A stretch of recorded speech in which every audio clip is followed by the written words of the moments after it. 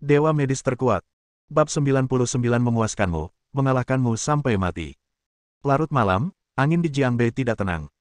Saat kata-kata orang Korea itu tersebar, api yang tak terlihat dengan cepat menyebar ke seluruh negeri seperti kebakaran padang rumput.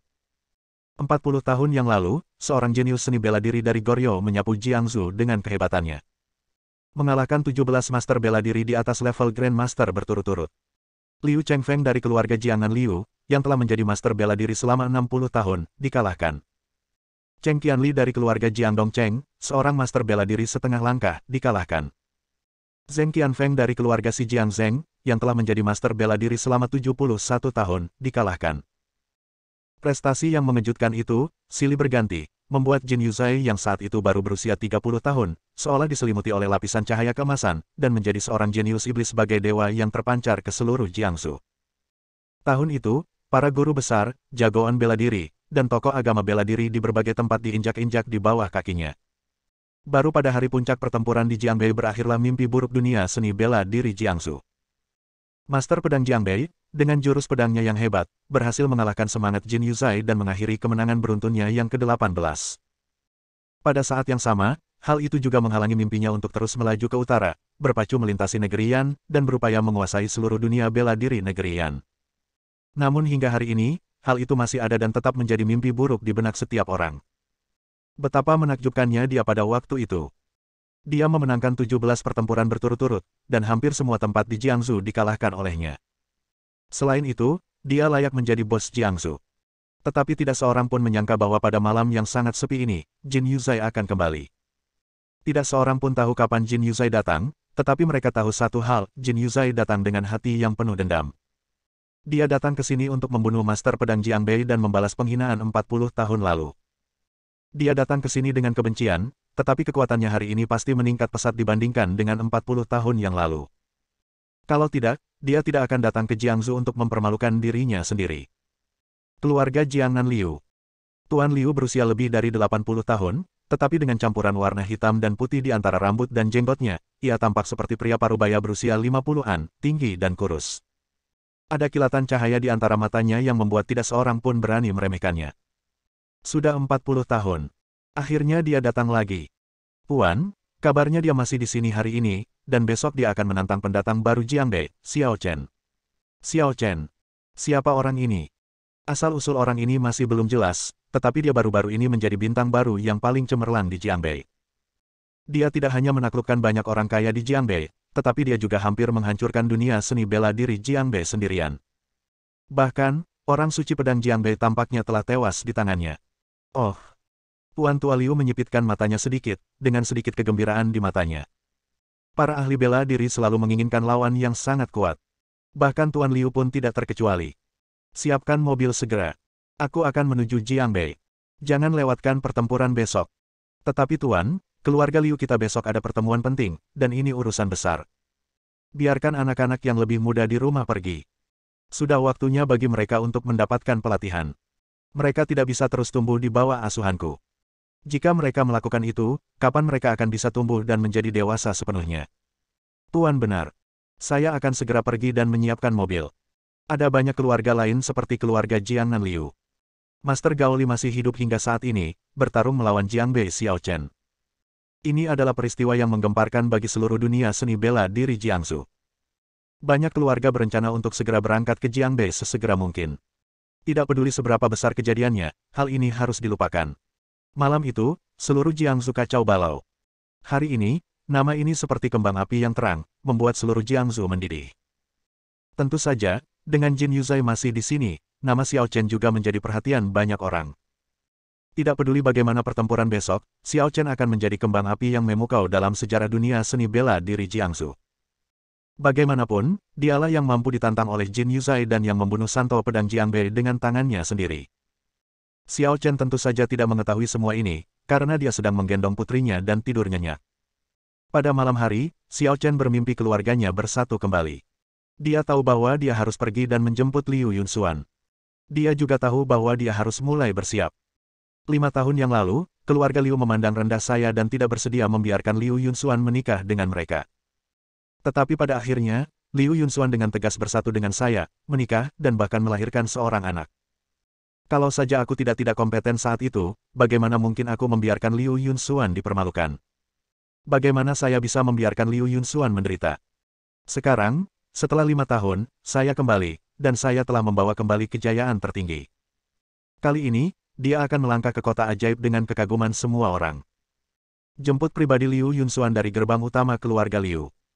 Dia ingin memberitahu Liu Yunxuan bahwa dimanapun dia berada, tidak peduli seberapa rendah hati atau mulianya statusnya, dia adalah wanita yang paling dicintainya.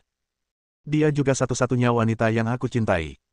Dia ingin memberitahu keluarga Liu bahwa Liu Yunxuan benar dalam memilih untuk menikahinya. Ketika dia memilih dirinya sendiri, dia memilih suami terbaik di dunia.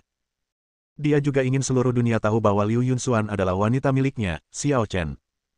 Tidak ada seorang pun di dunia ini yang bisa menggertak Liu Yunxuan lagi. Atas nama cinta, dia akan mengambil seluruh dunia untuk Liu Yunxuan dan memberikannya padanya dengan kedua tangan. Inilah cinta terbaik yang dapat diberikan seorang pria kepada seorang wanita. Dia juga seorang pria yang memberikan harapan terbaik kepada wanita. Dalam hidup ini, hanya cinta yang tidak bisa dikecewakan. Pagi-pagi sekali, Xiao Chen bangun pagi dan, seperti biasa, menyiapkan sarapan bergizi untuk putrinya. Setelah memberi makan putrinya, Xiao Chen membiarkan gadis kecil itu membawa ransel berisi pernak-pernik Peppa Pig dan membawanya ke taman kanak-kanak. Akan tetapi, sebelum dia tiba, dia melihat banyak mobil polisi di sepanjang jalan, yang sesekali melaju menuju taman kanak-kanak itu. Bukan hanya itu saja, banyak orang di jalan yang marah. Bagaimana mungkin hal seperti ini terjadi? Ini proyek yang sangat buruk, bukankah ini terlalu buruk? Benar sekali. Kudengar itu taman kanak-kanak bangsawan. Bagaimana mungkin tempat itu seperti ini? Semuanya runtuh dalam semalam. Xiao Chen tidak dapat menahan diri untuk tidak mengerutkan kening mendengar apa yang dikatakan semua orang, dan dia merasakan firasat buruk dalam hatinya. Benar saja, saat dia tiba di sini, taman kanak-kanak di depannya telah berubah menjadi reruntuhan. Garis polisi telah dipasang di sekitar area tersebut. Xiao Chen tidak dapat menahan diri untuk tidak menyipitkan matanya sedikit. Dia sangat menyadari kualitas taman kanak-kanak ini. Tidak dapat dikatakan sebagai yang terbaik di dunia, tetapi yang pasti tidak mungkin runtuh dalam semalam. Lagi pula, melihat jejak-jejak keruntuhannya, tampaknya itu buatan manusia. Bab 100 Sang Guru ada di sini. Di sampingnya, Direktur Li sedang diselidiki polisi, matanya sudah bengkak karena menangis. TK sebesar itu runtuh seperti ini. Kerugian yang dialaminya merupakan pukulan berat baginya. Baik secara finansial maupun spiritual, sulit bagi orang untuk menerimanya untuk sementara waktu. Xiao Chen menarik Xiao Zi dan bertanya. Direktur Li, apa yang terjadi? Direktur Li menyeka air matanya dan berkata. Saya tidak tahu apa yang terjadi. Rumah itu runtuh tadi malam. Bagaimana rumah yang bagus ini bisa runtuh? Semua rumah di sekitarnya baik-baik saja, hanya taman kanak-kanak saya yang runtuh. Dengan kerugian sebesar itu secara tiba-tiba, apakah Tuhan akan membiarkan saya hidup? Ada juga beberapa guru yang tinggal di sekolah itu, beberapa terluka, dan beberapa meninggal di tempat. Itu dosa. Xiao Zi bertanya dengan cemas. Kepala sekolah, bagaimana kabar Guru Wanting? Guru Wanting baik-baik saja. Dia hanya mengalami beberapa luka di pahanya dan sedikit syok. Dia sekarang sedang dirawat di rumah sakit. Xiao Zi menepuk dadanya, menghela napas panjang, dan berkata. Bagus sekali. Aku akan pergi menemuinya. Pada saat ini, beberapa Rolls-Royce melaju cepat dan berhenti di samping Xiao Chen. Tuan Chen berjalan cepat, menghampiri Xiao Chen, membungkuk dalam-dalam, dan berkata. Tuan Xiao. Ekspresinya agak serius, dan Xiao Chen samar-samar menebak sesuatu dalam benaknya. Tidak apa-apa, katakan padaku. Ya. Ahli bela diri Goryo, Jin Yuzai, telah mengeluarkan pengumuman bahwa dia akan menantangmu di sungai pada siang hari ini. Para pahlawan dari seluruh Jiangsu sudah dalam perjalanan. Sudah kuduga, pasti bajingan-bajingan itu. Apa yang terjadi di taman kanak-kanak itu pasti disebabkan oleh orang Korea. Kelompok orang Korea ini, sambil mengancam saya, mengeluarkan pemberitahuan kepada semua orang di Jiangsu bahwa jika saya tidak pergi, saya akan menjadi seorang pengecut dan akan ditertawakan oleh seluruh Jiangsu. Dengan pendekatan bercabang dua, rencana mereka sungguh bagus. Tuan Xiao, sekarang Jin masih di sini, dia seharusnya ada di sungai. Lihat. Jadi begitu. Xiao Chen berbicara dengan ringan, lalu berbalik dan berkata kepada Direktur Li. Kepala sekolah Li, tolong bawa putri saya ke rumah sakit untuk menjenguk gurunya. Saya masih ada urusan lain, saya akan menjemputnya nanti. Direktur Li sedikit ragu-ragu. Tetapi aku tetap harus menerima penyelidikan di pihakku. Xiao Chen berbicara lagi. Tidak perlu menyelidiki, aku akan menyelesaikannya untukmu. Aku juga akan mencari seseorang untuk membangun kembali taman kanak-kanak untukmu, jadi kamu tidak perlu khawatir. Mata Direktur Li berbinar. Oh, Tuan Xiao, bagaimana saya bisa menerima ini? Sama-sama. Ini hadiah kecil dariku. Ingatlah untuk menjaga putriku dengan baik. Ya, jangan khawatir, aku akan menjaga Nona Xiao dengan baik. Sekarang, Xiao Chen adalah pendukung finansialnya, dia harus memegangnya erat-erat. Adapun Xiao Chen, meskipun orang Korea yang bertanggung jawab atas masalah ini, pada akhirnya itu karena dia, jadi dia yang akan membayar untuk membantu kepala sekolah Li membangun kembali taman kanak-kanak itu. Dan tentu saja dia harus pergi mencari orang Korea yang mati di Korea untuk menyelesaikan masalah ini. Di seberang sana, sejumlah besar orang sudah berkumpul di tepi sungai. Pakaian yang dikenakan orang-orang ini berasal dari orang kaya atau bangsawan, dan pada dasarnya mencakup semua jenis merek terkenal dari dalam dan luar negeri. Ada yang datang pagi-pagi sekali, ada pula yang datang malam-malam sekali. Tidak ada satupun kekuatan di Jiangsu yang tidak menganggap serius pertempuran ini.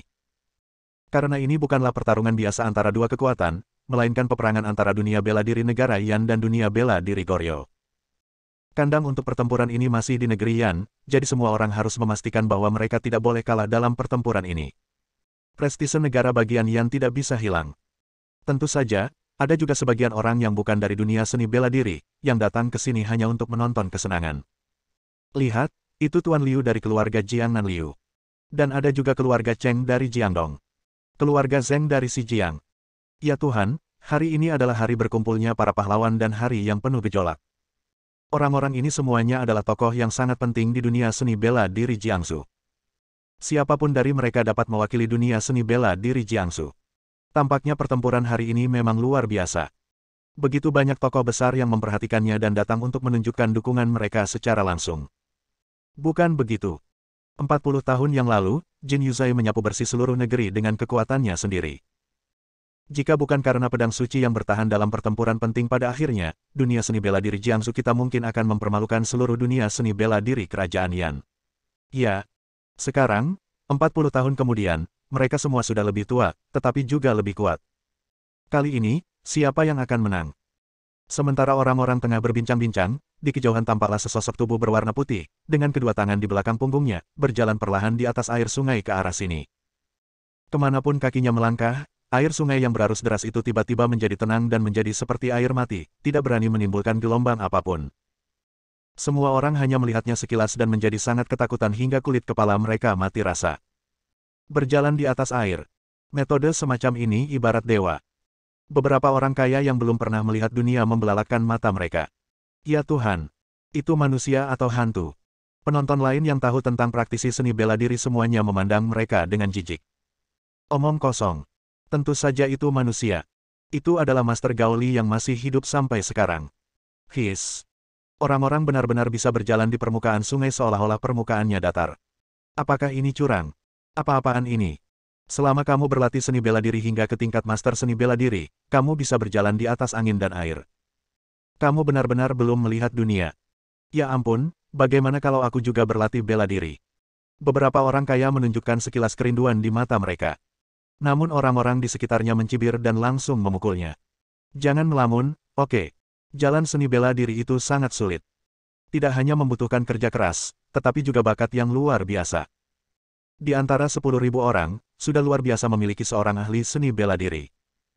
Di antara 100.000 orang, hanya ada satu kesempatan untuk memiliki seorang yang terhormat dalam seni bela diri.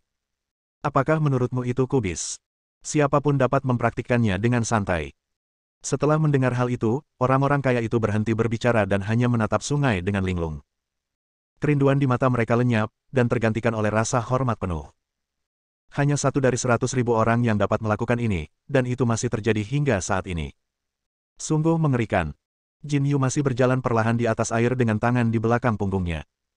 Semakin dekat dia, rasa tertekan pun datang padanya. Semua orang yang hadir merasa tertekan, seolah-olah mereka tidak berhadapan dengan seorang manusia, tetapi seekor binatang buas dari zaman dahulu kala. Dia memiliki kekuatan untuk menghancurkan segalanya dan memandang rendah semua orang. Itu membuat orang tidak berani melihatnya.